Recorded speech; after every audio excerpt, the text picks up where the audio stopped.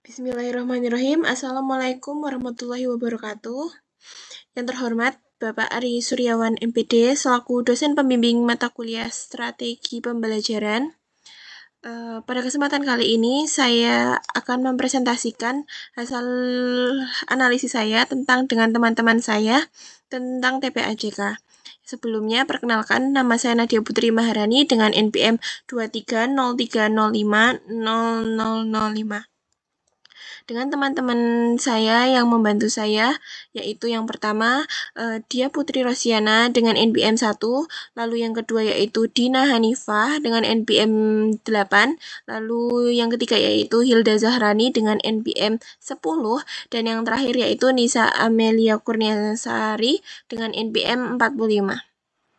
Nah, yang pertama saya akan membahas tentang content knowledge atau CK. Yang pertama, saya mengambil materi dari IPAS kelas 4 pada fase B, yaitu perubahan wujud benda. Nah, alasan saya mengapa mengambil materi perubahan wujud benda ini, dikarenakan materi ini relevan dengan kehidupan sehari-hari peserta didik.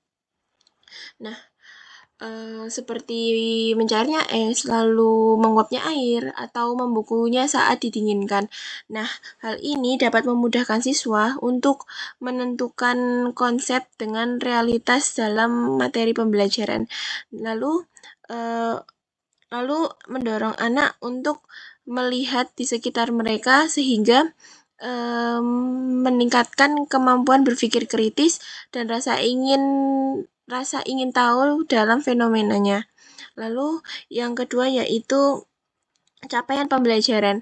Nah, capaian pembelajaran yaitu pada materi perubahan wujud benda, peserta didik mengidentifikasi proses perubahan wujud zat dan perubahan bentuk energi dalam kehidupan sehari-hari. Nah, peserta didik ini harus memahami konsep dasar perubahan wujud benda yang terjadi di kehidupan sehari-hari mereka. Mereka mampu mengidentifikasi jenis-jenis perubahan wujud zat seperti mencair, membeku, menguap, menyublim, mengkristal. Lalu serta dengan faktor-faktor yang mempengaruhi hal tersebut, perubahan tersebut seperti suhu, lalu suhu dingin ataupun suhu rendah, lalu panas, dan juga kelembapan. Nah, selanjutnya yaitu tujuan pembelajaran atau TP.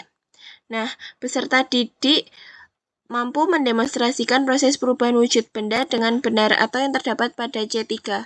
Nah, tujuan ini menargetkan tingkat kemampuan aplikasi peserta didik atau C3. Nah, peserta didik diharapkan mampu mempraktekkan atau memperagakan bagaimana sih perubahan wujud benda yang terjadi seperti mencair, menguap, ataupun membeku. Lalu berdasarkan pengetahuan yang mereka pelajari, fokusnya adalah jadi keterampilan atau tindakan yang sehingga membuat siswa memahami proses terjadi perubahan tersebut. Lalu tujuan pembelajaran yang kedua yaitu peserta didik mampu menganalisis proses perubahan wujud benda dan penyebabnya dengan benar atau yang terdapat pada C4. Tujuan ini berada pada tingkat kemampuan analisis peserta didik atau C4. Nah, C4 ini peserta didik dapat memecahkan suatu proses perubahan wujud benda menjadi bagian-bagiannya yang memahami hubungan antara faktor-faktor penyebab dan prosesnya. Misalnya, mereka dapat menjelaskan mengapa sih es itu dapat mencair jika dipanaskan. Nah, karena kenaikan suhu atau uap di bawah sinar matahari. Lalu yang ketiga yaitu peserta didik mampu memberikan contoh proses perubahan wujud benda dalam kehidupan sehari-hari dengan tepat. Nah, tujuan ini menargetkan tingkat kemampuan atau pemahaman peserta didik akan pemahaman terhadap pada C2 ini. Nah, peserta didik diharapkan mampu mengidentifikasi dan menjelaskan contoh perubahan wujud benda dalam kehidupan sehari-hari. Nah, seperti es batu yang mencair, lalu air yang menguap, lalu lilin yang meleleh jika dibakar. Nah, seperti itu. Intinya, pada C2, C3, dan juga C4 pada tujuan pembelajaran ini, pada C2 yaitu berfokus pada mengenali dan menjelaskan perubahan wujud benda. Lalu yang ketiga yaitu C3 yaitu berfokus pada mempraktikkan dan melakukan. Dan yang C4 itu berfokus pada menelaah hubungan dan penyebab terjadinya perubahan wujud benda itu. Yang selanjutnya yaitu pedagogical knowledge atau disebut PK. Saya mengambil 4 strategi yang dapat digunakan dalam materi perubahan wujud benda ini. Yang pertama yaitu pendekatan kontekstual, lalu yang kedua itu proyek kelompok, lalu yang ketiga diskusi kelompok, dan yang keempat penugasan. Nah, alasan saya mengapa mengambil 4 strategi ini, yang pertama yaitu pada pendekatan kontekstual. Nah, pendekatan kontekstual membantu siswa mengaitkan pemateri dengan kehidupan sehari-hari mereka. Misalnya, ketika mereka menjelaskan penguapan, guru dapat memberikan contoh yang sederhana tentang penguapan seperti pengeringan pakaian ataupun yang dalam perubahan es menjadi cair. Nah, dengan demikian siswa lebih mudah memahami proses pemahaman mereka karena ia melihat dengan aktivitas sehari-hari yang ia lakukan, lalu dapat meningkatkan minat dan keterlibatan mereka dalam proses pembelajaran. Lalu yang kedua yaitu proyek kelompok. Nah, melalui proyek kelompok, siswa dapat melakukan eksperimen atau membuat model yang menggambarkan perubahan wujud benda seperti mencair, membeku, atau menguap. Nah, misalnya siswa dapat mengamati proses mencair. Nah, di mana siswa dapat meningkatkan minat belajar yang tidak hanya membuat pembelajaran menjadi menyenangkan, tetapi juga mendapatkan pemahaman mereka tentang materi ini. Sebagai contoh, guru memberikan tugas proyek di kelas itu jumlah siswa itu dibagi lalu menjadi 6. Nah, di setiap kelompok itu diberikan perubahan wujudnya seperti kelompok 1 itu perubahan mencair, yang dimana siswa itu sebelum memulai eksperimen mereka itu sudah membawa bahan-bahannya untuk melakukan eksperimennya, seperti sudah membawa lilin, sudah membawa coklat, sudah membawa korek, dan lainnya, lalu ia peragakan sehingga mereka tuh langsung berperan langsung dalam proses pembelajaran yang berbentuk proyek atau eksperimen ini. Nah, lalu saat praktek itu mereka harus terlibat langsung dalam proyeknya. Nah, sehingga guru itu saat menjelaskan kepada siswa yang waktu proyek ini, nah, sebisa mungkin guru memberikan masukan bagaimana sih ini cara-caranya gitu. Lalu sehingga mereka tuh lebih menyenangkan dalam membuat proyeknya. Nah, selanjutnya yaitu yang kedua yaitu yang ketiga yaitu diskusi kelompok. Diskusi kelompok ini memberikan kesempatan pada siswa untuk berbagi pikiran, lalu bertanya, dan mencari solusi bersama. Misalnya, siswa dapat berdiskusi tentang faktor-faktor yang mempengaruhi perubahan wujud benda, nah seperti suhu, lalu tekanan, nah dan lainnya.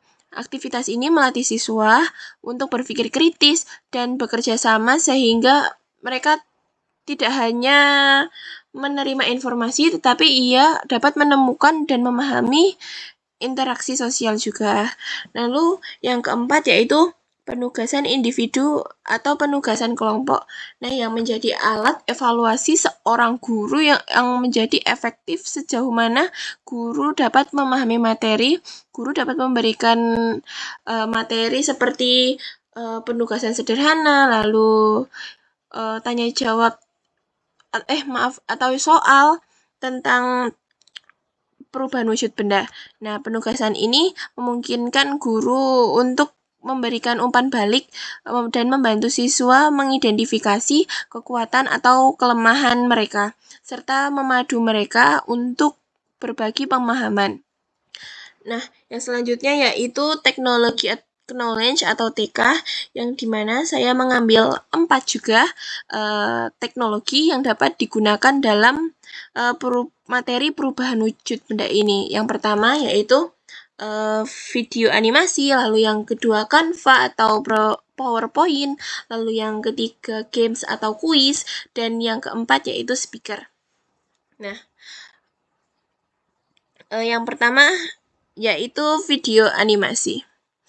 Alasan saya mengambil video animasi ini yang pertama yaitu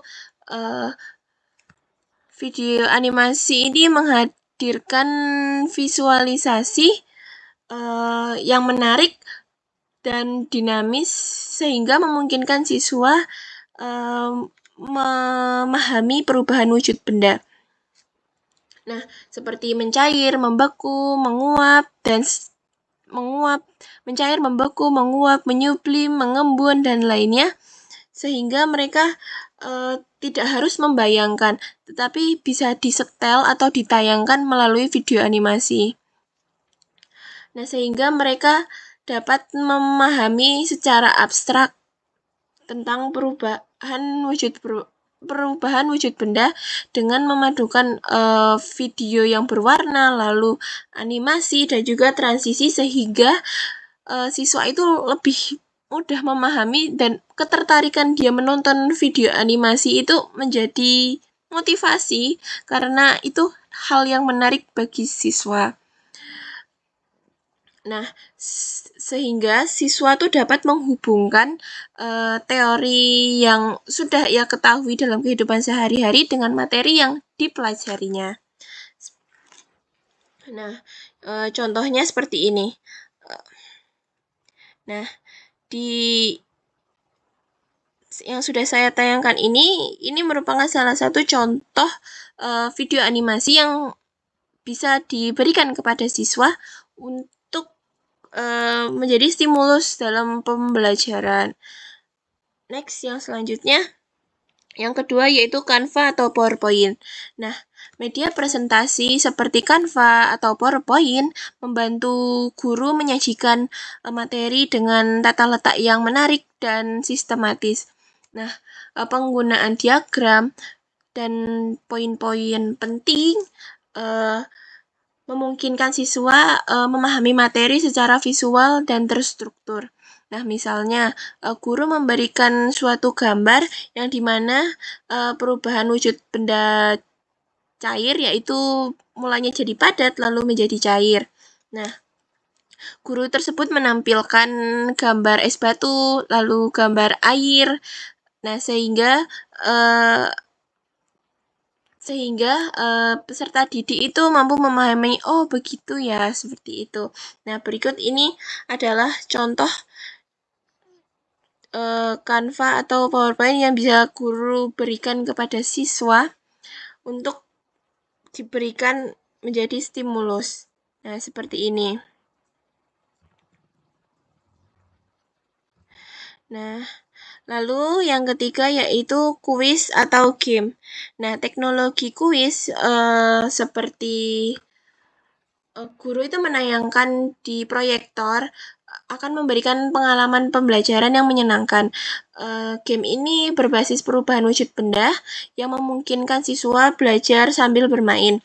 Nah, meningkatkan keterlibatan dan daya sains yang positif di antara mereka atau seluruh peserta didik. Contohnya, siswa dapat diberikan pertanyaan tentang contoh perubahan wujud benda, lalu dapat mendapatkan poin ketika menjawab benar, yang mendorong pemahaman dan motivasi belajar peserta didik, sehingga peserta didik tidak hanya berfokus pada materi saja, yang membuat siswa itu menjadi terlalu fokus, maka digunakan game atau kuis sehingga merefleksi pemikiran mereka. Contohnya seperti ini. Next. Nah, seperti ini. Lalu contoh yang lain seperti ini juga. Seperti ini. Nah, selanjutnya yaitu yang keempat yaitu speaker. Nah, saya menggunakan speaker ini untuk menyanyi. Nah, dengan menggunakan lirik yang edukatif tentang perubahan wujud benda dapat membantu siswa mengingat terus dengan melodi yang dengan bantuan speaker sehingga dapat didengar dengan jelas oleh seluruh kelas, sehingga dapat diikuti dengan serentak.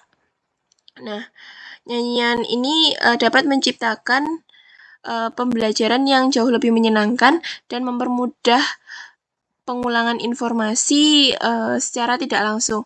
Siswa akan lebih mudah mengingat konsep karena ritme lagu untuk membantu mereka dalam menghafal. Nah, di sini ada contohnya.